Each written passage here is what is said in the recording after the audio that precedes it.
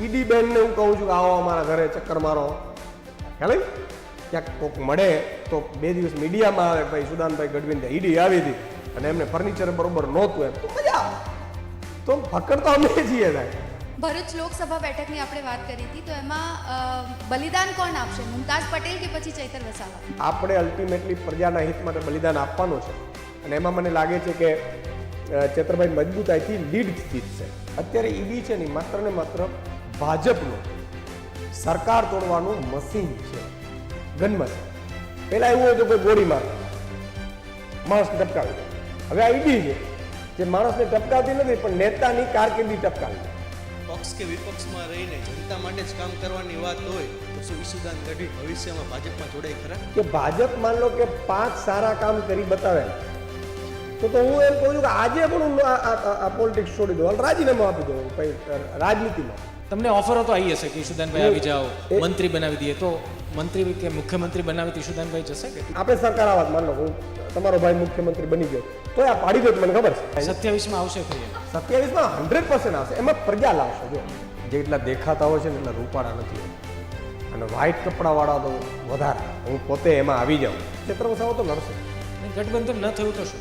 ચેતર વસાવા લડશે, કન્ફર્મ લડશે અને જીતશે. 2024ની લોકસભાની ચૂંટણીમાં ઈસુદાન ગઢવી લડશે કે કેમ, અને લડશે તો કઈ બેઠક હશે? આ લોકો 400 પાર કરે.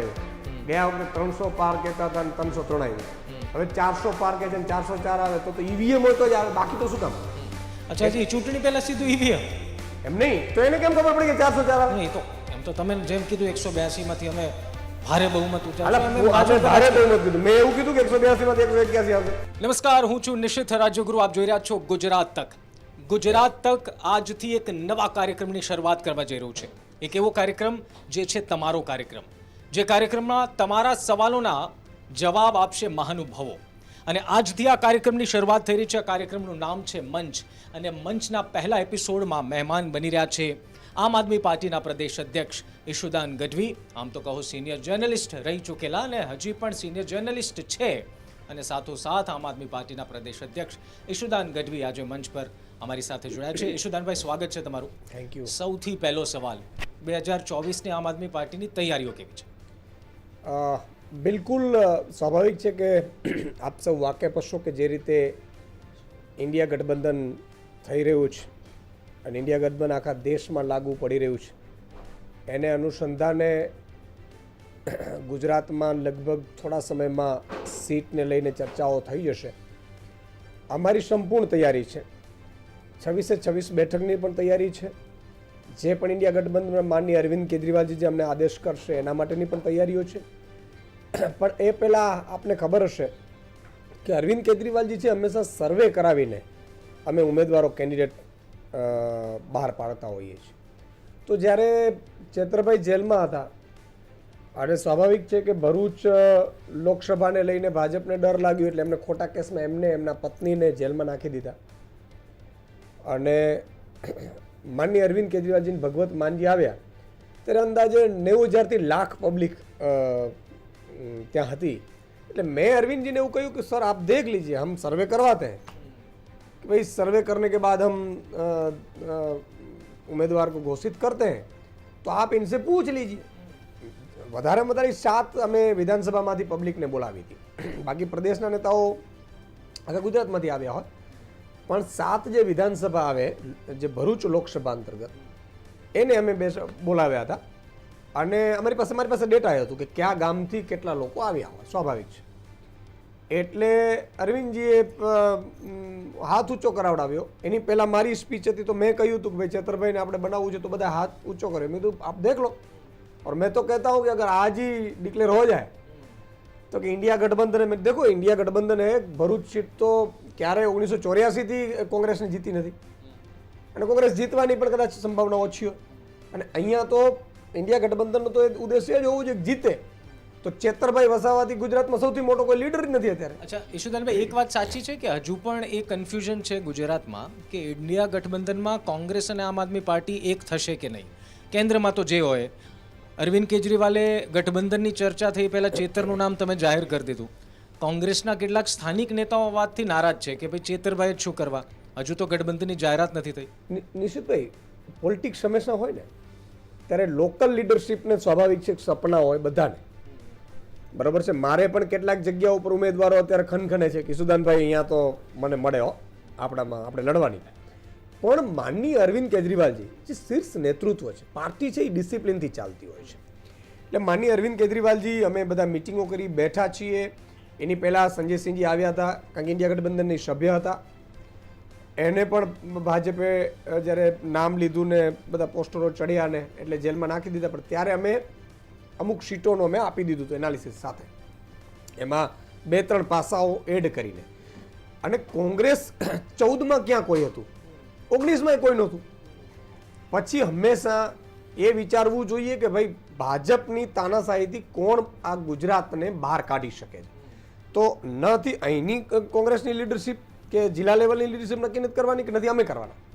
આ માનનીય અરવિંદ કેજરીવાલજી, રાહુલ ગાંધી, ખડગેજી નક્કી કરવાના છે. અને એટલા માટે અરવિંદજીએ નક્કી કીધું કે ભાઈ જોયું આ તો ભાઈ 1 લાખ પબ્લિક કહે છે ચેતરભાઈ વસાવાને, તો 5.5-6 લાખે તો જીતતા હોય. તો એમના માન લો કે એના પરિવારના 5 ને મત અપાવે તો સીટ જીતી જાય. એટલે સ્વાભાવિક છે કે એ સીટ તો અમે જાહેર કરી જ દીધી છે. અને તકલીફ પડે, જો દિલ્હીમાં સ્થાનિક નેતાઓને તકલીફ પડે કારણ કે ત્યાં આમ આદમી હતી. કર્ણાટકના સ્થાનિક નેતાઓને તકલીફ ન પડે ઇન્ડિયા ગઠબંધન, શું કામ કે ત્યાં હજી આમ આદમી છે નહીં. પંજાબ વાળાને તકલીફ પડે, તો પંજાબ વાળાને તકલીફ થઈ તો અમે નક્કી કર્યું પંજાબમાં ભગવત માનજી, કારણ કે અમે અમારો જ માહોલ છે ત્યારે 13 સીટ પંજાબમાં ક્લીન શિપ કરીશું. એટલે 13 સીટ આમ આદમી પાર્ટી ત્યાં લડશે. ત્યાં અમે ગઠબંધન એ રીતે નથી જવાના. તો સ્વાભાવિક છે કે દિલ્હી અને ગુજરાત છે, એટલે ગુજરાતમાં મને લાગે છે કે એ નક્કી થશે અને બધાએ સ્વીકારવું પડશે. Sir, as a journalism student, like હું જર્નલિઝમ માસ કમ્યુનિકેશનની સ્ટુડન્ટ આવું, મને એ પૂછવું હતું કે તમે જર્નલિઝમથી પોલિટિક્સમાં જે કરિયર શિફ્ટ લીધો એના પાછળનું શું રીઝન? બિલકુલ, જર્નલિઝમ હું ધોરણ 11માં હતો ત્યારથી મેં નક્કી કર્યું હતું કે મારે પત્રકાર બનવું છે. અને પત્રકાર બનવા પાછળના કારણો ઘણા હતા. હું હંમેશા કોઈ એક જગ્યાએ ક્લર્કી નોકરીથી તો હું ક્યારેય બંધાયેલો મતલબ ગમતું નહોતું. એટલે પત્રકારો એટલે સ્વાભાવિક છે કે અલગ અલગ જગ્યાએથી સ્ટોરીઓ કરવી પડે, રિપોર્ટિંગ થાય, બધા પ્રકારની ઇન્ફોર્મેશન મળે. પણ જ્યારે મેં જોયું કે ભાઈ પત્રકારમાં મેં હું પીક ઉપર હતો, મારો શો પણ ખૂબ ચાલતો, પણ પછી મેં જોયું કે માત્ર ચીસો પડવાથી કંઈ નહીં થાય, સિસ્ટમની અંદર ઉતરવું પડશે. કોરોનામાં મેં બધાને અપીલ કરી, સરકારને અપીલ કરી, ખૂબ શો કર્યા કે ભાઈ તમે ફી માફી કરો.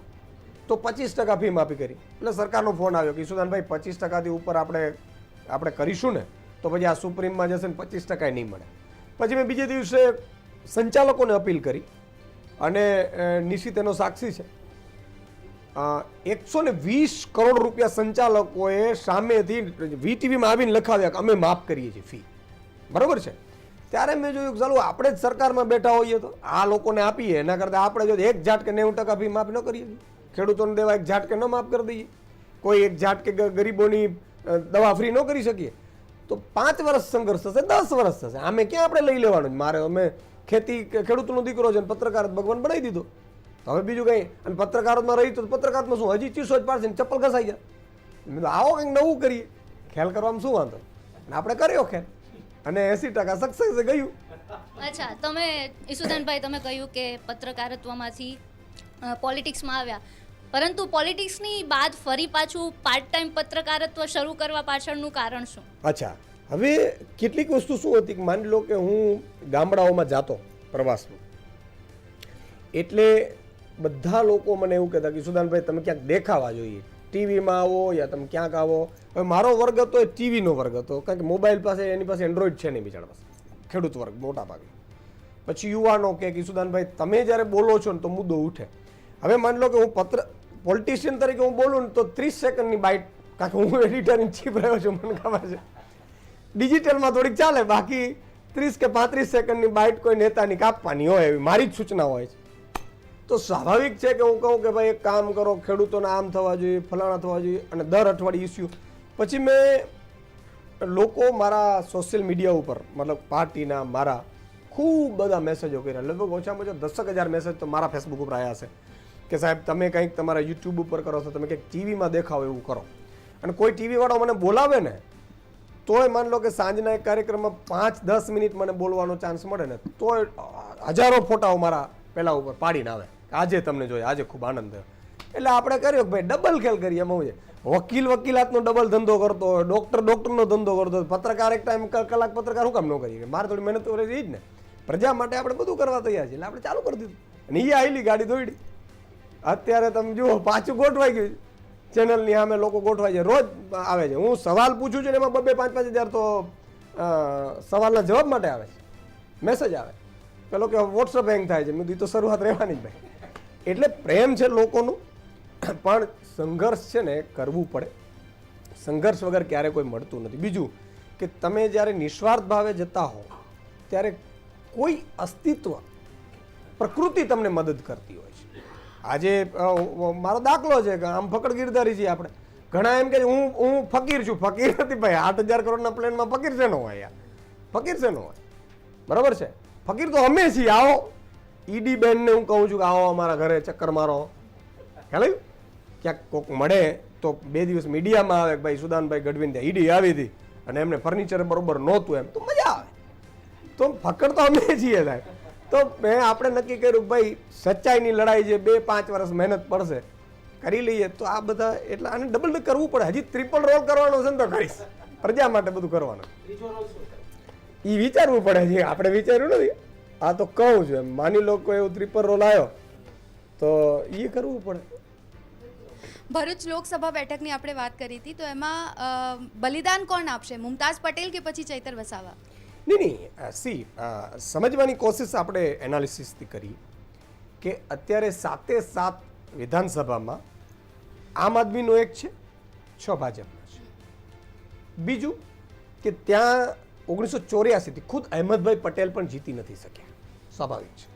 તમે એનાલિસિસ ઉપર જાઓ, બીજું કોઈ કરવાની જરૂર નથી. અમે ઇન્ડિયા ગઠબંધનમાં પણ આ જ મુદ્દો મુકાયેલો છે. ત્રીજી વસ્તુ કે ચેતરભાઈના સમર્થનમાં અત્યારે લાખ લોકો ઊભા રહીને એમ કહે છે કે ભાઈ ચેતરભાઈને બનાવો, અને ભાજપે ખોટા કેસ કરવા પડ્યા. એટલે સ્વાભાવિક છે કે ચેતરભાઈ વસાવા લડશે અને એમાં કોંગ્રેસ પણ માની જશે. એટલા માટે કારણ કે ઇન્ડિયા ગઠબંધનનો સવાલ છે. કેટલાક સ્વાભાવિક છે કે સ્થાનિક નેતાઓને ન પણ ગમતું હોય, ઘણું બધું કારણો હોઈ શકે, પણ આપણે અલ્ટિમેટલી પ્રજાના હિત માટે બલિદાન આપવાનું છે. અને એમાં મને લાગે છે કે ચેતરભાઈ મજબૂતાઈથી લીડથી જીતશે. जैसे आपने बोला आपने करियर चेंज किया है, आपके टाइम से अभी तक में जर्नलिज्म के ट्रेंड में क्या क्या नया ऐड हुआ है या चेंजेस आया हुआ है? આપ તો પઢાઈ કર રહે हैं. यस. देखो ચેન્જીસ બહુ હોતા નથી.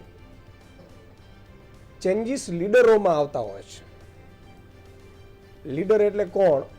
પોલિટિકલ લીડર હોય એમ જર્નલિઝમમાં પણ જે લીડ કરતા હોય એમાં આવતા હોય છે. અને હવે જર્નલિઝમ ધીરે ધીરે પ્રોફેશનલની જગ્યાએ બિઝનેસ બનતું જાય છે. પત્રકાર તો વ્યવસાય હતું. મહાત્મા ગાંધીજી જ્યારે એમણે યંગ ઇન્ડિયા બધું ચાલુ કર્યું ત્યારે એ એડ નહોતા લેતા. હું એડ એટલા માટે નહીં લઈશ, હું એડ લઈશ તો એડવાળો મને કહેશે કે તમારે આ નથી છાપવાનું, નથી કરવાનું. એટલે જર્નલિઝમમાં હંમેશા ન્યુટ્રલ હોવું જોઈએ. એમાં કોઈને પાડી દેવાની વૃત્તિ ન હોવી જોઈએ અને સાચી વસ્તુ છે એ દબાવવાની વૃત્તિ ન હોવી જોઈએ. પણ મને એવું લાગે છે ક્યાંક કોઈના ડરથી પણ, એ સરકાર હોય, અધર લીડરો, સરકાર શું કરતી હોય છે, ઘણા આગેવાનો ઉદ્યોગપતિઓને આગળ કરી દેતી હોય છે.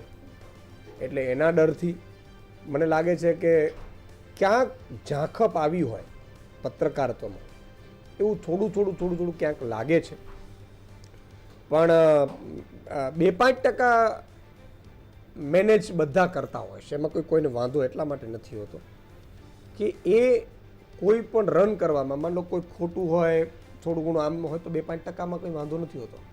પણ જ્યારે એ 90-10 થઈ જાય ત્યારે લોકો ટીવીના માધ્યમથી શું કામ ડિજિટલમાં ઉતર્યા છે, શું કામ યુટ્યુબમાં એક વિડીયો 20-25 લાખ જોવાઈ રહ્યા છે, શું કામ?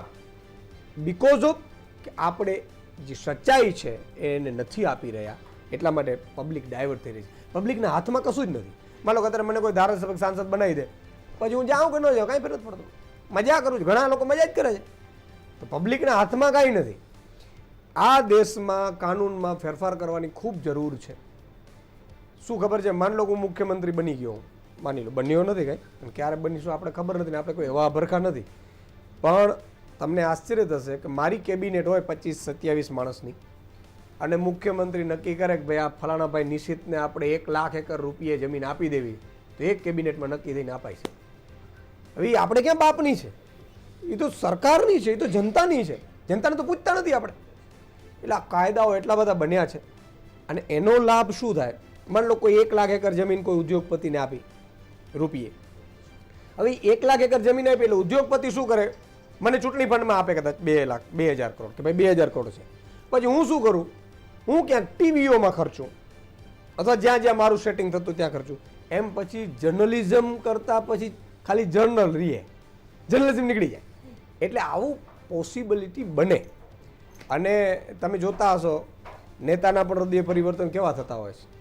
સવારે અહીંયા હોય આમ આમ આમ તમને લાગે કે આ છરીઓ કાઢી લેશે, સાંજે હૃદય પરિવર્તન થઈ ગયું હોય કે મારે રાષ્ટ્રપ્રેમ આવી જાય ક્યાંકથી. એટલે આ બધું પોતાના હિતો હોય છે, કાંઈ હોતું નથી. એટલે આ બધામાં આપણે પત્રકાર તો તમે અત્યારે ભણી રહ્યા છો, તમને એમ છે ખૂબ સારું કરીશું, આઈપીએસ યુપીએસસી જીપીએસસીની તૈયારીઓ કરતા હોય એ લોકો એમ ઈચ્છતા હોય કે હું ખૂબ કલેક્ટર બનીને કે આઈપીએસ બનીને સારું કરીશ, પણ આ નેતાઓ સારા હશે ને તો તમે સારું કરી શકશો, બાકી તમે પણ માત્ર ટપાલી બનીને રહી જશો. જ્યાં તમે સંસ્થામાં કામ કરતા હશો અહીંયા ફ્રીડમ તમને ત્યારે જ મળશે જ્યારે સંસ્થાને બીજી ઇન્કમના સોર્સ હશે. માત્ર સરકારી એડ ઉપર ગાડી હાલતી હશે તો તમે ભાઈ આટલું જ કરવાનું. આ બધી વસ્તુ અને દરેક સરકારમાં, માત્ર અહીંયા નહીં. એટલે આવી સ્થિતિઓ છે. એટલે જર્નલિઝમમાં આગામી 10 વર્ષમાં તો ખૂબ ફેરફારો આવશે. એટલા જ માટે ડિજિટલનો જમાનો આવશે. શું કામ આવશે કે પ્રજા છે એ પછી ઉબડકાભેર નીકળવા માંડે. સર, તમે જે ડિસ્કશન્સ કરતા હો છો, જે ડિબેટ્સ કરતા હો છો, એ બહુ જ આમ ઇન્ટરેસ્ટિંગલી લોકો સાંભળતા હોય છે, કેમ કે તમારા પોઈન્ટ્સ તમે એટલું ઇફેક્ટિવલી મૂકી શકો છો. તો એઝ અ માસ્ટોમ સ્ટુડન્ટ મને એ જાણવું છે કે આપણે કઈ રીતે ઇફેક્ટિવલી પોતાની વાત કોન્ફિડન્ટલી આગળ મૂકીએ જેનાથી કોઈને પોઈન્ટ આઉટ ના થાય પણ આપણી વાત સ્પષ્ટ રીતે એમના સુધી પહોંચી જાય. બિલકુલ. આનો કોન્ફિડન્સ તમને આવે ક્યાંથી? તમારી પાસે નોલેજ હોય તો, જ્ઞાન હોય તો. ફર્સ્ટ આપણા તકલીફ એ છે, હવે તો મેં બંધ કરી દીધા, નહીં તો તમામ જર્નલિઝમ કોલેજોમાં હું 2 લેક્ચર લેવા જતો હતો. એ મારા સ્વાર્થ માટે લેવા જતો હતો. જ્યારે હું એડિટર હતો એટલે મારે સ્વાભાવિક છે કે ઇન્ટરવ્યૂ ભરતી કરવી પડે.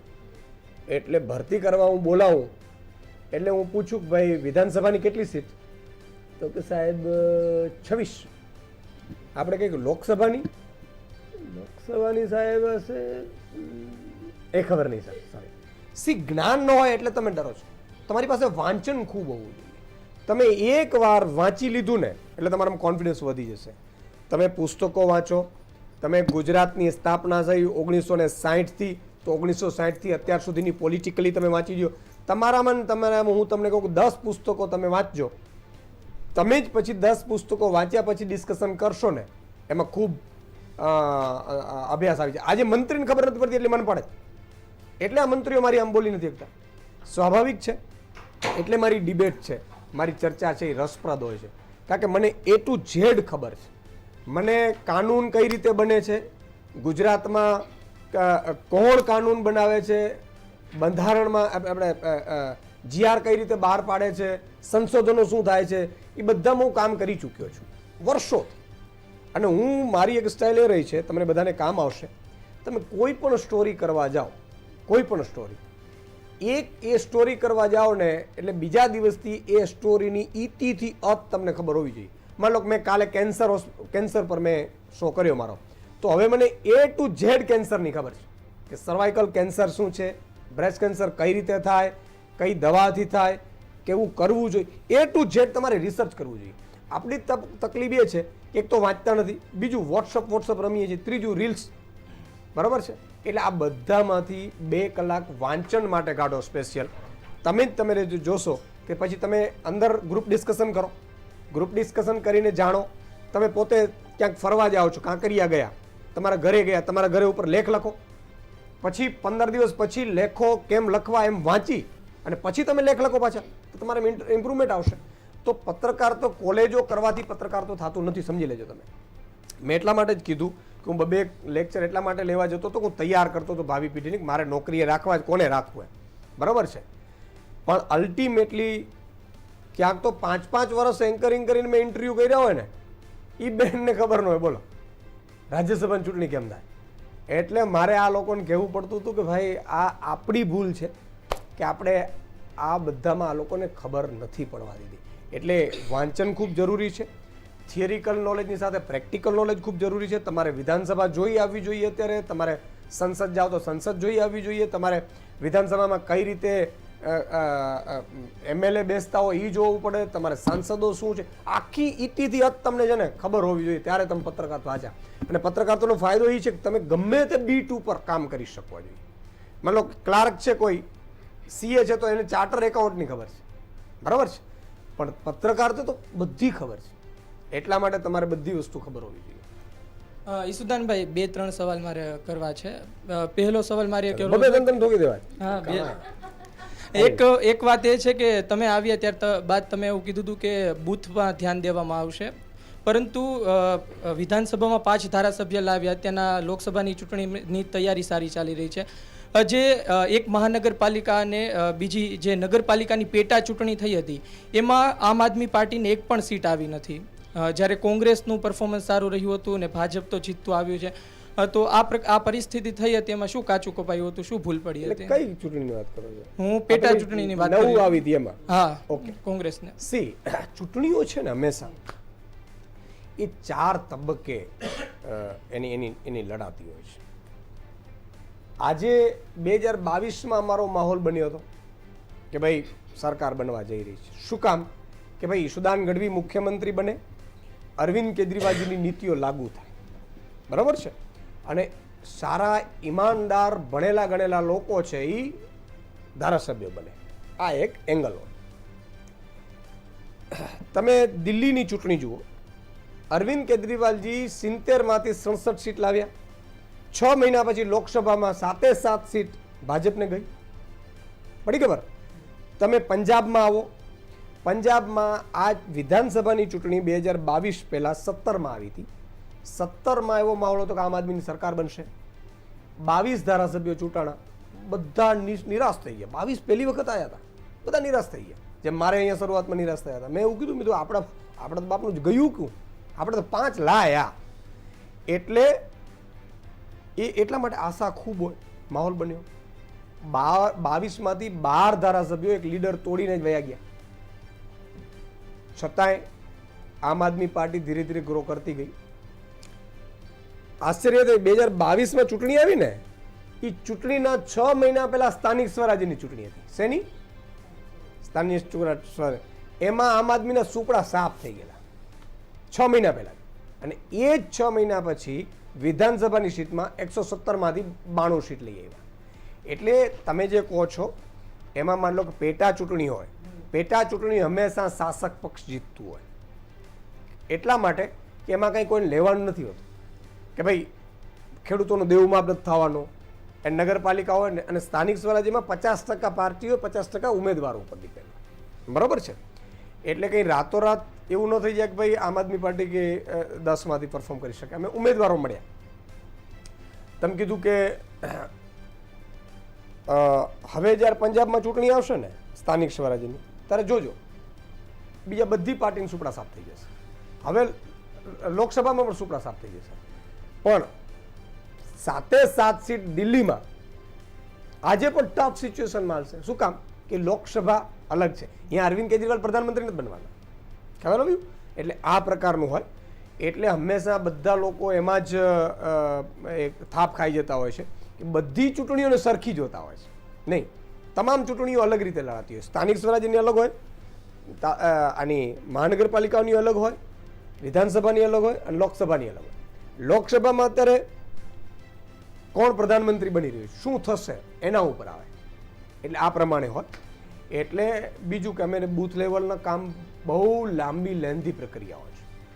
બૂથમાં એક વ્યક્તિ 52,000 બૂથ છે, એમાં ધીરે ધીરે બૂથ ઉપર ચાલશે. અમારી ગણતરી હતી કે એપ્રિલ સુધીમાં પૂરા કરી શકીશું, પણ હજી અમે BLO આજે દરેક જિલ્લા તાલુકા મારી મિટિંગો ચાલે છે BLOની, બરાબર છે. આજે ખંભાળિયામાં છે, મારી જ વિધાનસભામાં, બરાબર. મારા મંત્રી અનુપ શર્મા છે અને પછી સાગરભાઈ રબારીને પણ મોકલ્યા. આ લોંગ પ્રોસેસ, અને એ અત્યારે બૂથ ઉપર હશે, એ ચૂંટણી ટાણે કાર્યકર્તા હશે એ જરૂરી નથી. ફરી એ માહોલ બનશે ચૂંટણીનું, ફરી 2026થી એવો પિક્ચર બનશે કે હવે તો ભાઈ ગેસનો સિલિન્ડર 1800 નથી પોસાતો, હવે તો ભાઈ ખેડૂતોને ભાવ નથી મળતા, હવે તો કોઈ લીડર એવો જ જોઈએ, કારણ કે આ એટલે પછી માહોલ બનશે. આવી રીતે ચૂંટણીઓ. ઈસુદાનભાઈ, મારે સવાલ પૂછવો હતો કે જેમ દિલ્હીમાં અત્યારે આપના નેતાઓના ત્યાં ઈડીના દરોડા પડી રહ્યા છે, એના પર આપની શું કહેવું છે? અને બીજું કે ગુજરાતમાં તમને એવું કોઈ લાગે છે કોઈ આપના નેતાને ત્યાં ઈડીના દરોડા પડી શકે છે? અમારી જોડે તો મેં કીધું ને કે હું તો કહું છું આવો, કારણ કે આપણે તો ફકડ ગિરધારી છીએ. બીજું કે અત્યાર સુધી કંઈ સરકારમાં નથી. હું મુખ્યમંત્રી બની ગયો તો અત્યારે મારે ત્યાં ઈડી ન હોત. શું કામ હોત ખબર છે? જો ઈડી છે ને, હવે આ બધી તમને એક બીજી વસ્તુ સમજાવું. આ બધા જર્નલિઝમના સ્ટુડન્ટ પણ બેઠા છે. 2016 સુધી CBI પાસે પાવર હતો કે CBI છે એ ગમે ત્યારે ધરપકડ કરીને ચેક કરે, તપાસ.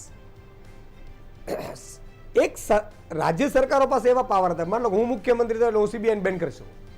મારે ત્યાં CBI મને પૂછીને આવે ટૂંકમાં મારા લોકલ પોલીસને. એટલે આ થઈ ગયું. એટલે નરેન્દ્ર મોદી સરકારે 2019માં એવું એમેન્ડમેન્ટ લાયા, બિલ લાયા કે એમાં સંપૂર્ણ સત્તા એને ઈડીને આપી દીધી. હવે ઈડી તો પહેલા હતું જ નહીં એવું બધું કંઈ એક્ટિવ, એટલે કોઈ રાજ્ય સરકારો પાસે એનો કોઈ કાનૂન નથી. એટલે ઈડીમાં એવું છે કે માની લો કે PMLA હેઠળ ધરપકડો થાય.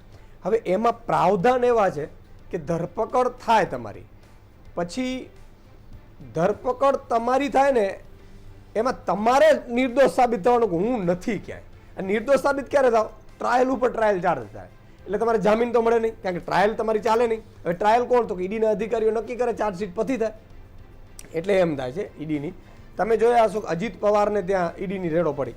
અજીત પવાર હમણાં NDA ગઠબંધન સાથે ગયા એટલે ઈડી વાઇન્ડ અપ કરી નાખ્યું. છગન ભુજબળ 2.5 વર્ષ જેલમાં હતા, ઈડીની તપાસ ચાલુ હતી.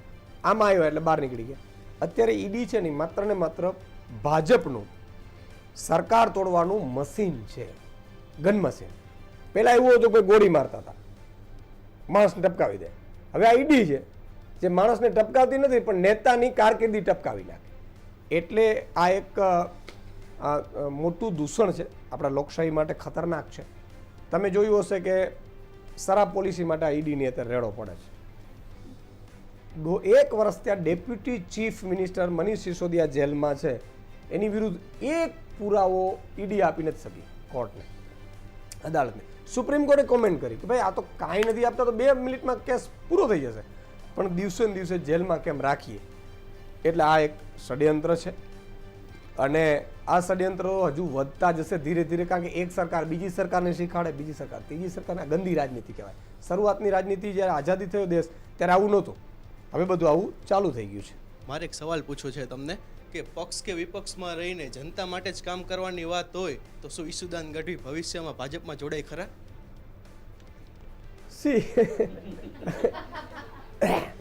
જો એક વસ્તુ એ છે કે ભાજપ માન લો કે 5 સારા કામ કરી બતાવે ને તો હું એમ કહું છું કે આજે પણ હું આ પોલિટિક્સ છોડી દઉં, રાજીનામું આપી દઉં રાજનીતિમાંથી. મારે કંઈ આ તો શોખ છે નહીં. અત્યારે ઘરના ઘાટ કરીને હું બેઠો છું, સારા પેકેજો છોડીને આવ્યા છીએ અમે. તો બેઝિકલી ભાજપે ખેડૂતો માટે આ છેલ્લા 10 વર્ષમાં કેન્દ્ર સરકારમાં છે, 29 વર્ષથી અહીંયા છે. મને દેખાડો ભાજપે એક ખેડૂતનું દેવું માફ કર્યું હોય તો.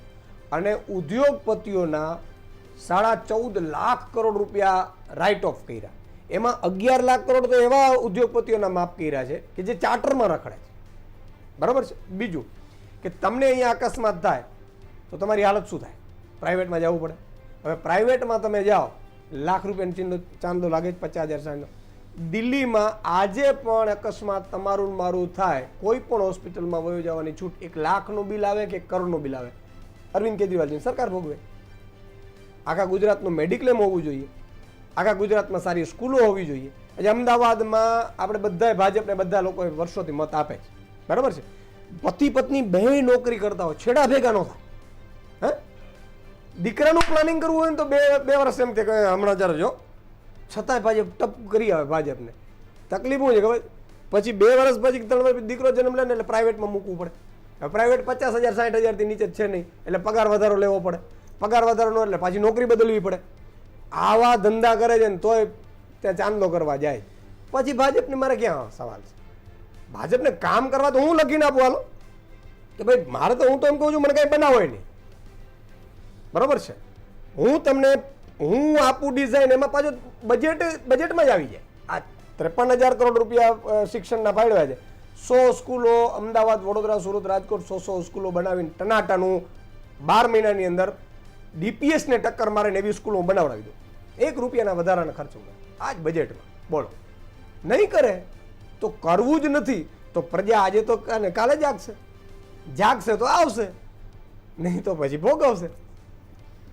ઈશુદાનભાઈ, એક સવાલ તમે જે મલયના સવાલ ઉપર જવાબ આપ્યો, આમ તો ચોખ્ખું તો કીધું નહીં કે તમે ભાજપમાં જશો કે નહીં, પણ ઈશુદાનભાઈને ઓફર તો આવી હશે, સાચું બોલજો. આ તો એકદમ ફ્રી ઇન્ટરવ્યુ છે ઈશુદાનભાઈ. તમને ઓફરો તો આવી હશે કે ઈશુદાનભાઈ આવી જાઓ, મંત્રી બનાવી દઈએ, તો મંત્રી કે મુખ્યમંત્રી બનાવી તો ઈશુદાનભાઈ જશે કે? નિશ્ચિત. આ બાબત તો કેવી હોય કે એમાં કોમેન્ટ કરવી પણ સારી નહીં. બીજા નંબરમાં હું છીછરી રાજનીતિમાં માનતો નથી. આપણું કામ છે પ્રજાના હિતના સેવાના કામો કરવા. માનનીય અરવિંદ કેજરીવાલે 10 વર્ષમાં સાબિત કરી દીધું કે શુદ્ધ રાજનીતિ, સ્વચ્છ રાજનીતિ, લોકહિતની રાજનીતિ, કામની રાજનીતિ થઈ શકે. માની લો કે આજે પંજાબમાં આપણે સરકાર આવત, માની લો હું તમારો ભાઈ મુખ્યમંત્રી બની ગયો તો આ પાડી દે, મને ખબર છે, ખેલ કરત. ભલે પછી હું પાડવા ન દે, કારણ કે હું એમ તો આ બધું ઘાટના પાણી પીને તૈયાર થયેલો છે. એને હું ઉતરવાય ન દઉં, મને ખબર છે, બરાબર છે. પાડવા વાળાઓને એરપોર્ટ ઉપર ઉતરવા ન દઈએ આપણે મુખ્યમંત્રી હોઈએ તો. હું જાહેરમાં કહું છું. પણ માની લો કે આપણી સરકાર હોત તો ત્યારે 600 યુનિટ તમારે વીજળી ફ્રી હોત તો વીજળી બિલ નીકળી જાત. ગેસનો સિલિન્ડર આપણે 400 રૂપિયામાં આપત, ભાઈ રાજસ્થાનમાં આપે, ચાલો આપણે આપીએ.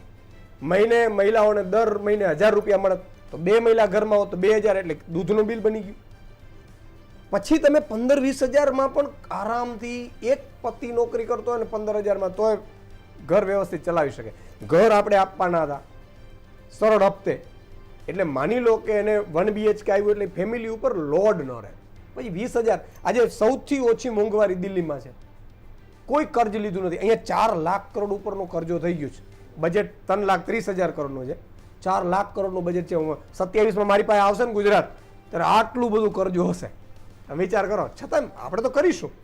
તો મારું કહેવાનું મતલબ એ છે કે આ ભાજપ, એની નીતિઓ, એ પ્રજા, અને એકવાર આમ આદમી પાર્ટીની સરકાર આવે છે ને પછી ખબર છે 25 વર્ષ સુધી પછી કોઈ ડાઘ લાગશે નહીં, એટલે આ ખેલ કરે છે. 27માં આવશે ખરી? એમ 27માં 100% આવશે. એમાં પ્રજા લાવશે. જો અમે કોણ છીએ? અમે તો આમ આદમી છીએ, સાધારણ છીએ. કોઈ અમે તો રૂપિયા આપવા વાળા માણસ નથી, દારૂ વેચતો નથી, હું ના પાડું છું, બરાબર છે. એ ખેડૂતોને, એ ગરીબોને, એ વંચિતોને, શોષિતોને, મધ્યમ વર્ગને આ તો 3 કાનૂન નો આવ્યા, બરાબર છે.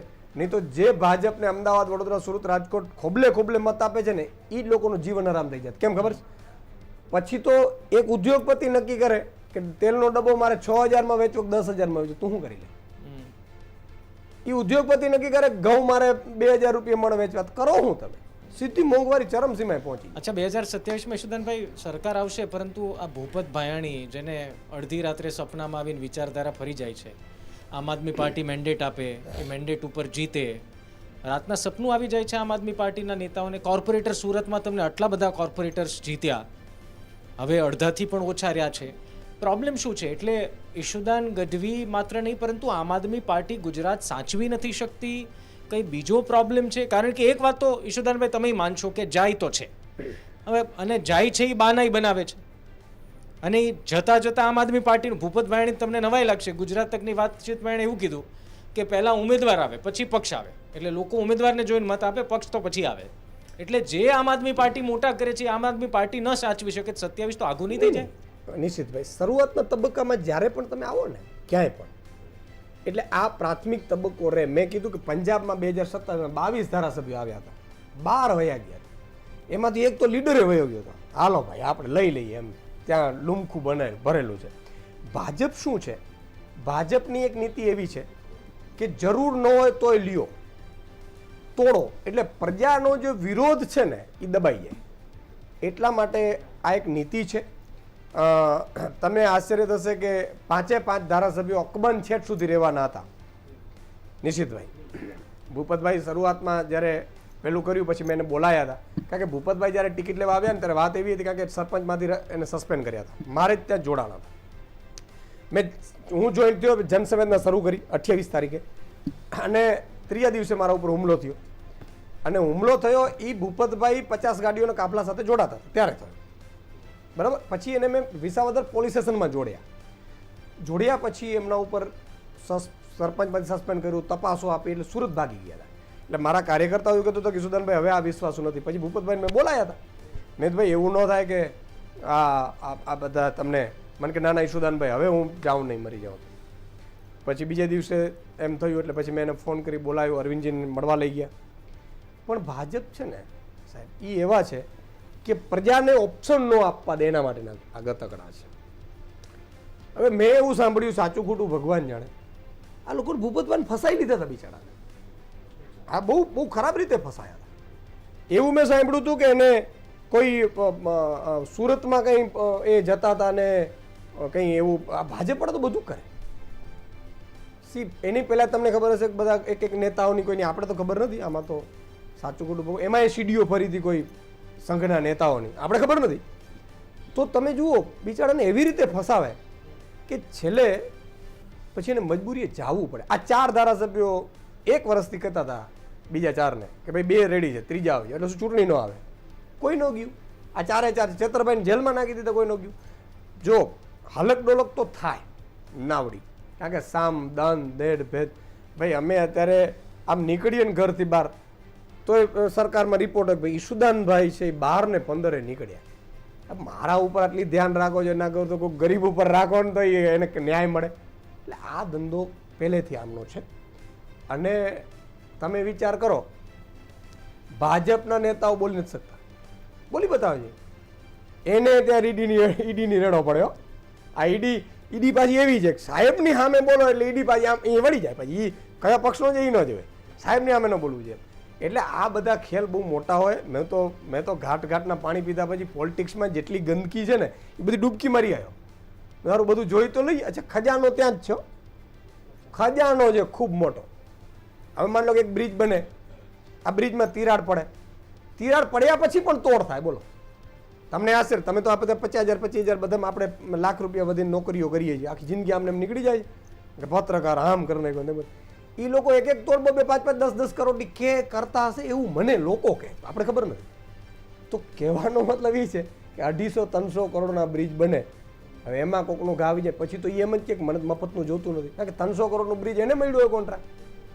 હવે 300 કરોડનો કોન્ટ્રાક્ટ મને એમાં 10% હોય તો હું થયું 30 કરોડ. પછી તૂટે આટલા બ્રિજ તમે નવા તૂટ્યા તમારા ગુજરાત તકના વિડીયોમાં આવ્યા છે ને, કેના ઉપર પગલાં લેવાના મને સમજાવો. કોઈ ઉપર લેવાના? મોરબી બ્રિજ તૂટ્યું, એનાથી મોટો શરાબકાંડની અહીંયા વાત થાય છે દિલ્હીમાં, બરાબર છે. અહીંયા કેટલા લોકો લઠ્ઠાકાંડમાં મરી ગયા. અને હજી દારૂ તમે જુઓ, તમે ઠેકાણે મળે છે. તો આ બધા હપ્તા જાતા ક્યાં હશે? એટલે તમને કલ્પના થશે જે ભાજપનો નેતા એમ કહે ને કે ભાઈ આપણે તો મફતનું નથી જ જોતું, એ સૌથી વધુ કદાચ ભેગો એ કરતો હશે. આ બધા ખેલ છે. એટલે હું કહેતો હોઉં છું કે હંમેશા જેટલા દેખાતા હોય છે ને એટલા રૂપાળા નથી હોતા, અને વ્હાઇટ કપડાવાળા તો વધારે. હું પોતે એમાં આવી જાઉં તો આ બહુ જ ગંદી રાજનીતિ છે. અને એટલે જ આ ગંદુ એટલા માટે બનાવે છે કે સારા લોકો આવે નહીં, બરાબર છે. અને તમે જો અજીત પવાર ચક્કી પીસિંગ તમે જુઓ વિડીયો છે. અત્યારે અજીત પવાર ક્યાં ચક્કી પીસિંગ કરે છે? મજા કરે છે, મોજ કરે છે. છગન ભુજબળ હમણાં પેલો પરમ દિવસે એક મંત્રી સંદીપ પાઠકે પૂછ્યું ને એમાં જવાબ આપતો હતો નીતિશ રાણે, બરાબર છે. તમે જુઓ કૌભાંડોની ફાઇલ તો અહીંયા જ છે બધી, છતાંય ત્યાં જાય એટલે કોઈ ખબર નહીં એવું કંઈક છે પવિત્ર પાણી એકદમ શુદ્ધ થઈ જાય. હવે માન લો ભૂપતભાઈ ભાયાણીની એ જ આ લોકોએ બધા હેરાન કરતા હતા. કોઈ પેલા બિચારાના વિડીયો ના ભાગે ન કરાય, કોઈ ગંદી રાજનીતિ ક્યારેય ન કરાય. એના પહેલાં પણ એક ભાઈ ઉપર આવું કરતા હતા, અત્યારે ભાજપમાં છે, લગભગ ધારાસભ્ય જ છે મને લાગે છે. એને પણ આવી રીતે હેરાન કરતા હતા. પાછા યુટ્યુબ ઉપર દુબઈથી પોસ્ટ કરાવે, એવું મેં સાંભળ્યું છે. પછી જે રીતે લોકો કહેતા તમે વિચાર કરો, આવી ગંદી રીતે શું કામ કરવાની? પછી ભાઈ ગયા તો વાંધો નહીં તમારી એવું ન કરાય, ખરેખર ન કરાય, આ ગંદુ છે, ખરાબ છે. એના કરતાં હું તો એમ કહું છું કે મારા 4 ધારાસભ્યો છે, હજી 5 ખેડૂતોના દેવા કરી દો, 600 યુનિટ વીજળી ફ્રી કરી દો, બરાબર છે. આ લોકો આરોગ્ય આખું ફ્રી કરી દો, 5 કામ કરી દો. હું 4 ને કહી દઉં કે હાલો કમલમમાં તમને જોઈન કરાવી દઉં, હું સામે થઈ જાઉં. હા, ભાજપને આ ઓફર મંજૂર હોય તો આપણે મંજૂર છે. હું અરવિંદજીને પૂછવા નહીં છે, અરવિંદજીને કહીશ કે ભાઈ કાંઈ વાંધો નહીં, ગુજરાતનું ભલું થતું મારા 4 ધારાસભ્ય એમાં વાંધો, બીજા આવી જશે, હાલો કરો. એ નહીં કરે. એટલે આ માત્ર ને માત્ર નરું નાટક છે. પણ પ્રજા જો વહેલી નહીં જાગે ને તો આ પ્રજા પસ્તાય નહીં ને તો ઈસુદાન ગઢવીને તમે યાદ કરો. સર, મારો ક્વેશ્ચન વિધાનસભા જે ચૂંટણી થઈ 2022માં એને રિલેટેડ છે કે નિષ્ણાંતોના અનુસાર અમુક રિપોર્ટમાં મેં વાંચ્યું તો એમાં એવું હતું કે ભાજપની જીત અને કોંગ્રેસની હાર વચ્ચે આમ આદમી પાર્ટીનો રોલ હતો. તો એમાં શું મહત્વના મુદ્દા? ભાજપની જીત અને કોંગ્રેસની હારમાં એ બંને વચ્ચે આમ આદમી પાર્ટીનો રોલ હતો. અરવિંદ કેજરીવાલ, મનીષ સિસોદિયા છે અરવિંદ કેજરીવાલજીનો ડાબો હાથ. બે એ પત્રકાર હતા મારી જેમ, રવાડે ચડ્યા પોલિટિક્સની, બરાબર છે. સ્કૂલો સારી ખૂબ કરી, અમેરિકામાં એની વાહવાહી થઈ, પણ આ ભાઈથી દોવાયું નહીં. સારું, મારે ડુપ્લિકેટ સ્કૂલ ટેન્ટમાં બનાવવી પડે, આપણે આ ધંધો નથી કરવા, નાખો જેલમાં, નાખી દીધો અત્યારે જેલમાં. જો અરવિંદ કેજરીવાલ જો બી ટીમમાં હોય તો પોલિસી અત્યારે શરાબખાન 1ની પોલિસી એમાં એ કહે છે કે ભૂલ થઈ, કંઈક સબૂત તો છે નહીં, તો અત્યાર સુધી કોંગ્રેસના આટલા વર્ષોના શાસનમાં કંઈક ગડબડ જ નહીં થઈ ગઈ? એ કેમ જેલમાં નથી? કયો નેતા મોટો બીજી પાર્ટીઓના નેતા જેલમાં હોય મને સમજાવો, જો બી ટીમ હોય. એટલે પહેલાં પ્રજાને ભ્રમ કરવાની આ વાત છે. આવી જ રીતે પંજાબમાં ઉપાડ્યું હતું. પંજાબની પ્રજા તો હોશિયાર છે. તમે વિચાર કરો, ખેડૂતના 3 કાનૂન જે પંજાબની ઉત્તર ગુજરાતના ખેડૂતોને અભિનંદન આપો, બાકી અહીંયા એક ઉદ્યોગપતિ આખી જમીન લઈ લે ગુજરાતની. એટલે બેઝિકલી આ બધી વાહિયાત છે. બીજું, વિશ્લેષકોએ હંમેશા વિશ્લેષણ છે ને એ ત્રીજી પાર્ટીને અનુસંધાને અત્યાર સુધી કર્યું જ નથી. એ શું કરે, કેશુબાપા આવ્યા તો હું થયું, અરે ભાઈ કેશુબાપા કયા સમયે આવ્યા હતા, કેવી રીતે આવ્યા હતા? કોઈ નારાજ થઈને માનો કે ઈસુદાન ગઢવી નારાજ થઈને જાય તો એ થોડો કોઈ સ્વીકારવાના છે, તો તારા સ્વાર્થે આવ્યો હોય. તો સવાલ એ છે, ત્રીજી પાર્ટી નથી ચાલતી એવું કહેતા હતા. 41 લાખ મત મળ્યા, અમે 41 લાખ ગેરંટી કાર્ડ વેચ્યા હતા ને 41 લાખ મત મળ્યા. આ વખતે 2.5 કરોડ ગેરંટી કાર્ડ વેચવાના અને 2.5 કરોડ મત લેવાના. અને એક વસ્તુ એ છે કે અત્યાર સુધી તો એમ કહેતો હતો ટાઈગર અભી જિંદા હે, પણ મારો બીજો નવો ડાયલોગ આવી ગયો છે, ટાઈગર તબ તક હારા નહીં જબ તક મરા નહીં. મારો તો એમના હાથમાં નથી, મારો રેખા જારી હું આયુષ્યની. એટલે કાંઈ કોઈ ચિંતા કરવાની જરૂર નથી. જેને જે ટીમ ફી ટીમ છી ટીમ ભાજપ જે ટીમ કરવી કરે. ખરેખર તો ચેતરભાઈ વસાવા છે અત્યારે એ મજબૂત છે, અત્યારે એને બધે સપોર્ટ કરી દેવું જોઈએ.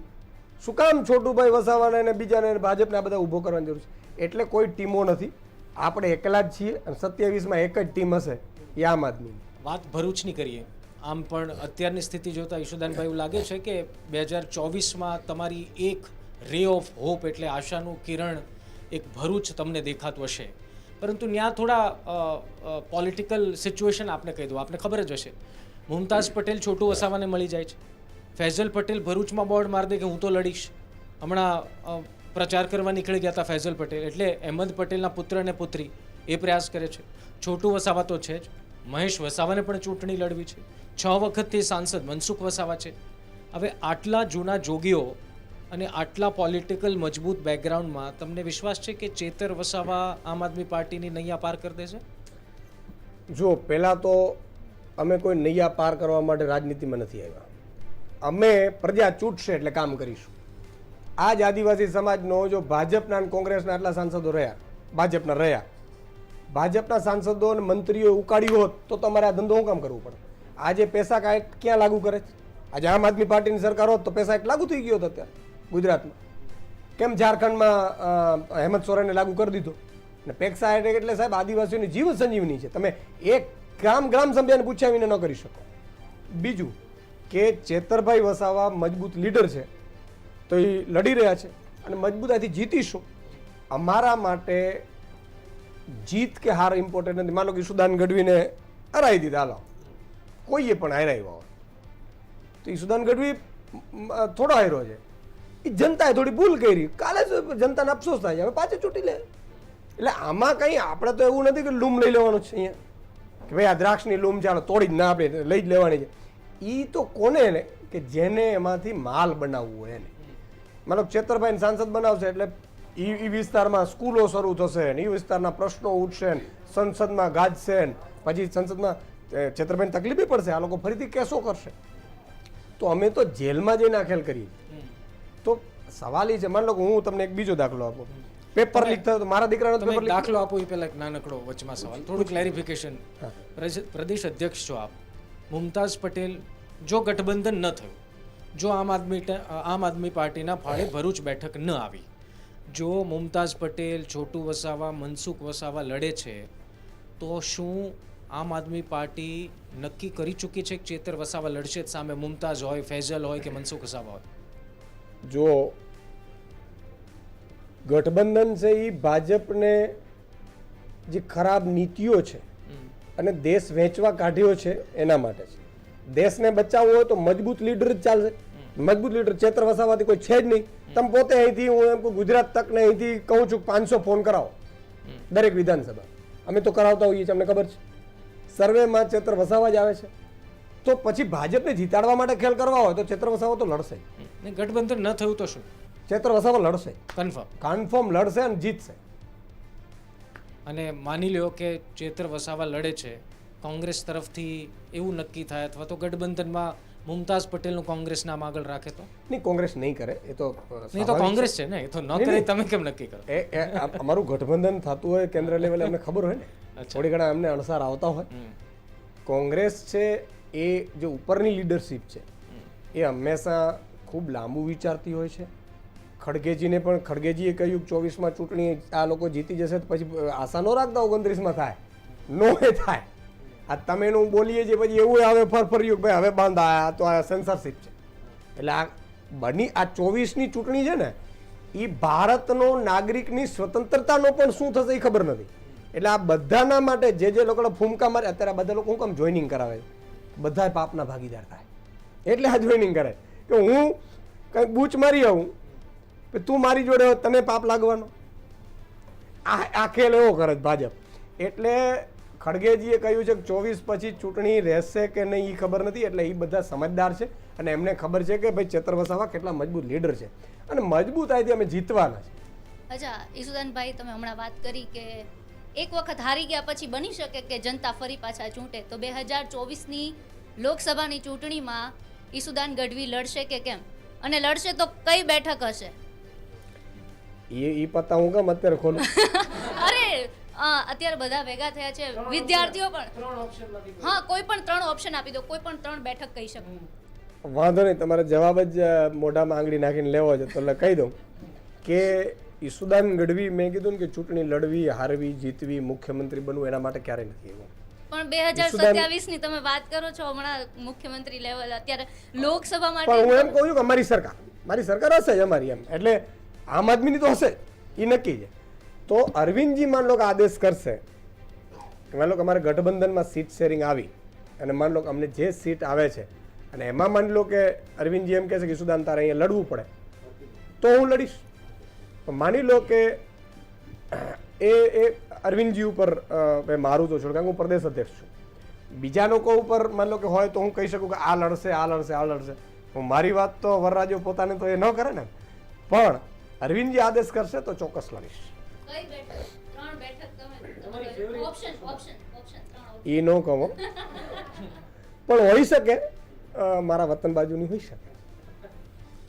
ઈશુદાનભાઈ, તમે વાત કરી રહ્યા છો કે ભાઈ આટલું ખોટું થઈ રહ્યું છે, પરંતુ આજે પણ ભરતી મેળો શરૂ છે ભારતીય જનતા પાર્ટીમાં. ભરૂચ લોકસભાની બેઠકની વાત હોય કે ભાઈ છોટાઉદેપુર લોકસભા બેઠકની વાત હોય, ભારતીય જનતા પાર્ટી કામે લાગી ચૂકી છે. હર્ષદ વસાવાને જોડી લીધા છે, હજી થોડો સમય થયો. એટલે ભરતી મેળો તો એટલો બધો કેમ થઈ રહ્યો છે? એટલે જ મેં કીધું કે બધા આવો પાપના ભાગીદાર થાય. માન લો કે 24 પછી કદાચ એવું થાય કે ભાઈ હવે આ કામ કરો, આ ચૂંટણીઓમાં ખોટા ખર્ચા થાય છે, મજા કરો, આપણે આ બધું નથી કરવું એમ. જેમ ચીનમાં અથવા તો રશિયામાં છે રાષ્ટ્રપતિ શાસન, એટલે રાષ્ટ્રપતિ પાવર બની શકે એવું. તો અને બીજું કે જે પણ વ્યક્તિઓ આજે આ લોકો ભરતી મેળો શું કામ પેપર લીક થાય છે એટલે જાય છે, દારૂકાંડ થાય છે એટલે જાય છે, લઠ્ઠાકાંડ થાય છે એટલે જાય છે, કોન્ટ્રાક્ટ કર્મચારીઓ આ ભરતી નથી કરતા એટલે જાય છે. આ પોતાની લાલચ માટે જાય છે.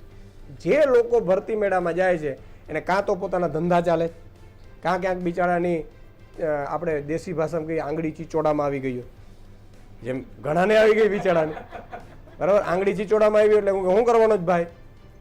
તમને ખબર તો કોંગ્રેસના ધારાસભ્યને પેલા લોકોએ ફોન કરાવ્યો, બિચારો નવા ધારાસભ્ય હતા, એને ખબર નહોતી, એટલે કે ભાઈ વિધાનસભામાં છે ને આ પ્રશ્ન ઉઠાવજો, આમ છે તેમ તમને 40 લાખ આપી દેશો ને, તો કેમ તો કે હા વાંધો નહીં, એટલું બોલી ગયો. એ ઓડિયો ક્લિપ ઉપર ભાજપે જેલમાં નાખ્યા 6 મહિના અને પછી કીધું તું મારામાં આવી જાય તો તું અત્યારે ફૂલ ગંગાની જેમ પવિત્ર થઈ ગયા છે અને ભાજપમાં છે, ધારાસભ્ય પછી ચૂંટાયા, બરાબર છે.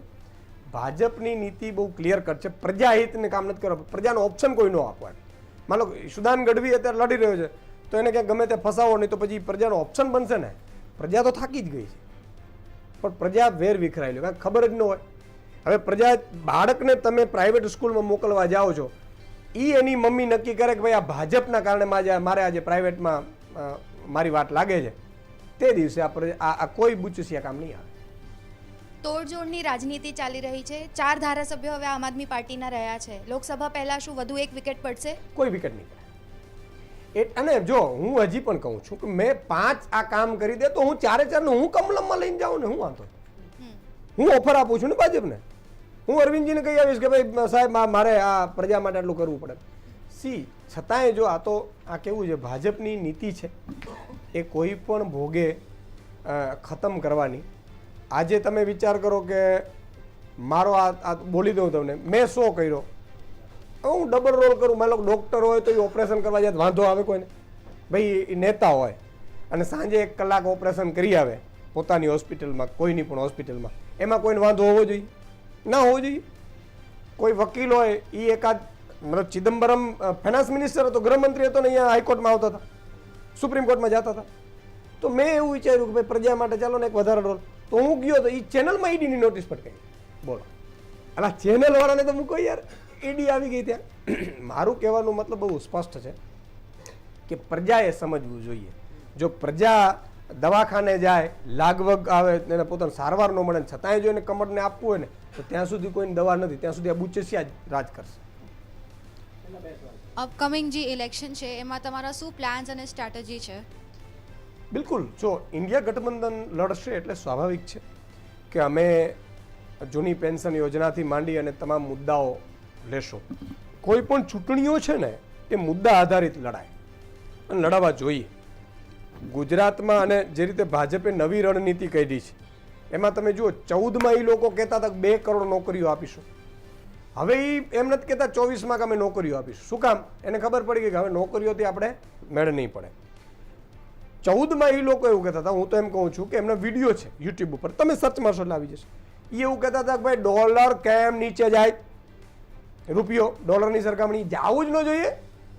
62 હતું, 84 પહોંચી ગયું, કોઈ પૂછતું નથી. એણે કીધું કે સરકાર ઉપર કર્જ બહુ હોવો ન જોઈએ. 56 લાખ કરોડનું દેવું હતું. તમારામાંથી જર્નલિઝમ સ્ટુડન્ટ છે, કેટલું દેવું છે કોઈ મને કહેશે? દેશ ઉપર ખબર નથી ને? મજા છે. જર્નલિઝમના સ્ટુડન્ટને આપણે ખબર નથી તો બીજે પબ્લિકને ક્યાંથી ખબર હોય? હવે સમજો, 56 લાખ કરોડનું દેવું થયું 67 વર્ષની આઝાદી પછી. 67 વર્ષ થયા તો 1 વર્ષમાં 1.5 લાખ 1 લાખ કરોડ સમજીએ તો 10 વર્ષમાં 10 લાખ કરોડ વધવા જોઈએ. તો 56 લાખ કરોડમાંથી 66 લાખ થવું જોઈએ. 205 લાખ કરોડનું દેવું થયું અને એમાં એરપોર્ટ વેચી નાખ્યા, ટ્રેન વેચી નાખી, આ તો ઘણું બધું સંપત્તિઓ સરકારી વેચી અલગ. 205 લાખ કરોડનું દેવું. તો એના મુદ્દા ઉપર ચૂંટણીઓ લડાતી નથી તો મજા છે. હું એમ કહું છું કે એમને એમ ચૂંટણીઓ લડાતી હોય માહોલ ઉપર તો હું તો એમ કહું છું કે મજા કાંઈ કરાય જ નહીં. ભાજપ પણ ઘણા એમને કહે કે સુદાનભાઈ ભાજપમાં મજા જ છે, કાંઈ કરવું જ ન પડે. સાહેબ ત્યાં બોલે, વાહવાહી થાય, વિડીયો ભરે, છૂટાઈ જાય. મજા કરો, મજા. અરે સર, એક મારો છેલ્લો સવાલ છે. તમે અત્યારે એક નેતા તરીકે તમારે જ્યાં ખોટું થતું હોય ત્યાં અવાજ ઉઠાવવાનું તમારું કામ છે. તો તમે અત્યારે ચેનલમાં કામ શરૂ કરી દીધું છે ને ઇટાલિયા ભાઈએ તે અત્યારે વકીલાત શરૂ કરી દીધી છે, તો તમે લોકો માટે સમય ક્યારે કાઢશો? આ તો એ અવાજ ઉઠાવવું એટલે શું છે? એ ચેનલમાં આપણે અવાજ ઉઠાવવા તો ગયા છીએ. હવે માની લો કે તમે મને 30 સેકન્ડ બચાવશો, હું ત્યાં 1 કલાક મુદ્દો ઉઠાવીને અવાજ ઉઠાવું, એ જ તો અવાજ ઉઠાવવું. અવાજ ઉઠાવવું એવું નથી કે ભાઈ પંખામાં લટકી જાઓ. અવાજ ઉઠાવવું એટલે એ છે કે તમે આજે માની લો 13,000 શિક્ષકોની ખાલી જગ્યા છે, આજે હું શિક્ષણના મુદ્દે અવાજ ઉઠાવીશ તો જી વાલીઓને એમ લાગતું કે ના વાત સાચી સુદાનભાઈની, તો જાગવું જોઈએ. તો આજ તો અવાજ ઉઠાવવું છે. આમાં જો રોકેટ સાયન્સ હોતી નથી. કોઈ એમ કહેતા હોય ગેસનો સિલિન્ડર માતાબેન દીકરીઓ છે, મધ્યપ્રદેશમાં 1250 થી માંડીને 3,000 રૂપિયા દરેક મહિલાને મળે, ભાજપ આપે, ગુજરાતમાં કેમ નથી આપતું? તમે પૂછો, બહેનો છે આવી બેઠી, તોય કમરને દબાવી આપે તો હું કામ આપે ભાઈ? એટલે અવાજ તો અમે તો ઉઠાવીએ જ છીએ, અમે તો લાઈવ થઈએ છીએ, મુદ્દા ઉઠાવીએ છીએ, બનતી કોશિશ કરીએ છીએ. પછી એવું ન હોય કે ભાઈ કામ કરીએ કે ભાઈ ગોપાલભાઈ છે કાયદા કથા કરે છે, લોકોને જાણકારી આપે છે, કાનૂનની રીતે લોકોને મદદ થાય છે, ફ્રીમાં મદદ થાય છે, બરાબર છે. હું અહીંયા ફ્રીમાં કરું છું સેવા, બરાબર. માની લો પોલિટિકલમાં ન હોત તો મારો ચાર્જ હોત. હું તો વિઝિટ લેવાના ચાર્જ લેતો, હું ઉદઘાટનને લાખ રૂપિયા લેતો હતો, આને ખબર છે. હેલિકોપ્ટરથી લોકો મને લઈ જતા હતા. તો બેઝિકલી આ જનતા માટે આપણે ત્યાગ આપ્યો છે, અને જનતા માટે એટલે ત્યાગ આપ્યો છે કે આજે નહીં તો કાલે મારી ગુજરાતની જનતા જાગશે જરૂર, એ આશા છે. એટલે અમે તો અવાજ ઉઠાવીએ જ છીએ. છેલ્લો સવાલ, જનતાની વાત નીકળી તો યાદ આવી ગયું, કાલ ઉઠીને જનતા એક પોલ શરૂ કરે, અમે એક પોલ શરૂ કરીએ કે ઈશુદાનને શું કરવું જોઈએ, અને જો જનતામાંથી 90% લોકો એમ કે ભાજપમાં જોડાઈ જવું જોઈએ, તો હવે તમે વાત તો જનતાની કરી, પછી ફરી ન જતા. એમ નહીં, એટલે ભાઈ આ ડિજિટલ પોલમાં કે વિશ્વાસ બહુ તો થાય, મારી નાખો તમે કયો એમ પોલ કરાય. હું એમ કહું છું નિશ્ચિત કે તે એવું કીધું, થોડો અઘરો સવાલ છે પણ બહુ અઘરો છે આ તો, મારે ઘૂંટલે વિચારીને કરવું પડશે. તો મારું કન્સર્ન એ છે કે મેં પહેલા જ કીધું, ભાજપમાં અરવિંદજીએ 5 દિવસ પહેલા કીધું હરિયાણામાં સ્પીચમાં કે ભાજપ જો આ કામ કરી દેતું તો આજે હું રાજનીતિ છોડી દઉં. અરે એ અધિકારી હતા, એને તો કઈ ભાજપમાં લગભગ જોજો તો તમે આ નેતાઓની હિસ્ટ્રી કાઢશો ને એટલે 2000માં કોઈ ફેક્ટરી ન રાખે ને, ઘણા એવા ગોઠવાયેલા હોય, બરાબર. 2000માં કોઈ ફેક્ટરી નહીં. આ લોકો એટલી જબરજસ્ત જોબ છોડીને બધા આવતા હોય છે. તો એનો અર્થ એ થયો છે કંઈક કરવા આવીએ છીએ. કરવાનું હોય તો હું તો એમ કહું છું, મારે તો આ જો હું રાજનીતિનો તો માણસ જ નથી, હું તો રોજ ધ્યાન કરું છું. તમને બધાને આશ્ચર્ય થશે, હું વિપસ્સના સાધક છું. સવારે 4 વાગે ઉઠીને 1 કલાક હું ધ્યાન કરું છું, બરાબર છે. અને અરવિંદ કેજરીવાલ વિપસ્સનામાં કોઈ જઈ આવે ને એટલે સાહેબ તમને ખોટું કરવું આ છે એ તમે આગળ જ ન વધી શકો. તમારો આત્મા જ તમને ખોટું ન કરવા દે. ખૂબ તપસ્વી જીવ હોય છે. એટલે આ બધું તું ભેળવવા માટે આ પ્રશ્ન કર્યો છેલ્લો કરીને, પણ આમાં ડિજિટલમાં કાંઈ આ નિર્ણયો ન. ચલો ડિજિટલ છોડો. તમે નેત્રંગમાં સભા કરી, 8-9 લાખ લોકો હતા ચેતરના સમર્થનમાં, આમ આદમી પાર્ટીના સમર્થનમાં. શક્ય છે કે જેમ ભારતીય જનતા પાર્ટી પ્રયાસ કરતા જ હશે કદાચ આપને બોલાવવા માટે, ભલે આપ ફોડ ન પાડો, પરંતુ શક્ય છે કે પ્રયાસ ભૂતકાળમાં થયા હોય કે ઈશુદાનભાઈ ભાજપમાં આવી જાય. કાલ ઉઠીને જનતા ખુદ એવું નક્કી કરે કે ના ઈશુદાનભાઈ તમારે ભાજપમાં જવું પડે અથવા તો જવું જોઈએ, તો ઈશુદાન ગઢવી નિર્ણય શું લેશે? કારણ કે વાત ઈશુદાન ગઢવી જનતાની કરે છે કે જનતાએ કીધું એટલે અમે આવ્યા, જનતાના હિત માટે આવ્યા. હવે જનતાનું હિત એવું છે, કદાચ જનતા એવું નક્કી કરી લે આ ગુજરાતની 6-7 કરોડમાંથી 2-2.5 કરોડ 40-50%, તો ઈશુદાન ગઢવી શું કરશે? નહીં, હું એ જ કહું છું કે સીધો જવાબ ઈશુદાન. નહીં, જનતા એવું કહે જ નહીં ને, એટલા માટે નો કે બિચારાને ગેસના સિલિન્ડર ભરાવાના ફાફા છે, લાઇટ બિલો ભરાતી નથી, ખેડૂતો બિચારા ભાવ નથી મળતા, એની વીજળી નથી મળતી, એ વીજળીના ઠેકાણા નથી. જનતા એમ કે મને મારે, હું પૂછવા જાઉં તો. એટલે બહુ ક્લિયર છે કે આપણે ગુજરાતમાં જો પરિવર્તન લોકો માંગી જ રહ્યા છે. 2022ની હું થોડા એક શબ્દ બોલીશ, માફ કરજો, પ્રી મેચ્યોર ડિલિવરી હતી અમારી. અમને 1.5 વર્ષ વધારે સમય મળી ગયો હોત તો કલર બીજો હોત. અને 2025 એપ્રિલ પછી ફરીથી અમે સ્ટ્રેટેજીથી આગળ જશું. તમે જોઈ લેજો 2027 આવતા તો તમે પોતે એમ કહેશો સર્વેમાં, હા હવે આમ આદમીની મેજોરિટી સાથે નહીં, અમારે અહીંયા પૂર્ણ બહુમત હોતી જ નથી, ભારે બહુમત જ હોય. અને ભારે બહુમત સાથે સરકાર બનશે, અને સરકાર બનશે તો કામ કરી શકીશું. છેલ્લો સવાલ 2024માં આમ આદમી પાર્ટીને કોઈ એક્સપેક્ટેશન છે? એક બેઠક, કારણ કે ભરૂચ ઉપર તો આપ સ્વાભાવિક રીતે જાહેરાત કરી દીધી છે, બાકી 26 ઉપર 26 આમ આદમી પાર્ટી લડવાનું છે અને અપેક્ષા શું છે? અમારે ઇન્ડિયા ગઠબંધનમાં જે નક્કી થશે એ રીતે આગળ વધીશું. પણ મારો ટાર્ગેટ પર્સનલી કહું, જો હું જે તૈયારીઓ અમે કરી રહ્યા છીએ એ હું બહુ ક્લિયર કટ, ચૂંટણીઓ તો બધી લડવાની જ છે, સ્થાનિક સ્વરાજ્યની પણ મજબૂતાઈથી અમે લડવાના છીએ 2026માં, પણ હું 27ને ટાર્ગેટ કરીને મહેનત કરી રહ્યા છીએ.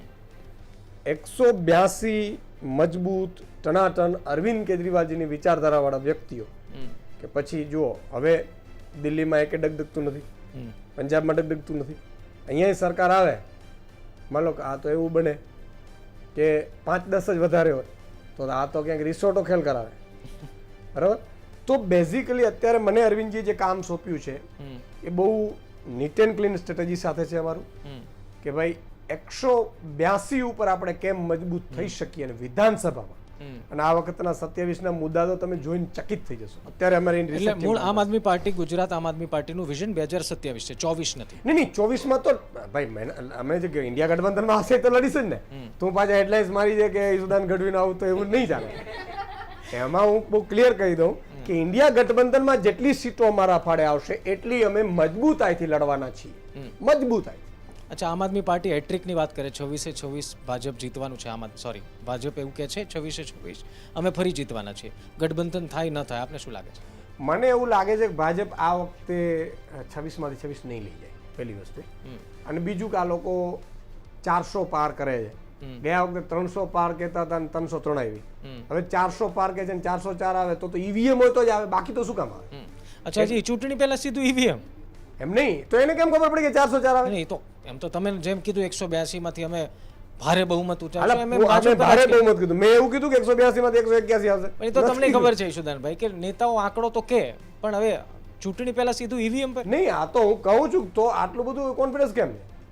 અચ્છા, તો કોન્ફિડન્સ તો તમને પણ છે, જેમ 2027 નો. પણ એ તો પૂર્ણ બહુમત ની કહું છું હું. પણ એ તો મેં તમને આંકડો ન પૂછ્યો, બાકી તમે બોલવાના જ હતા આંકડો. આંકડો થોડો બોલો યાર, કે બીજો થોડો.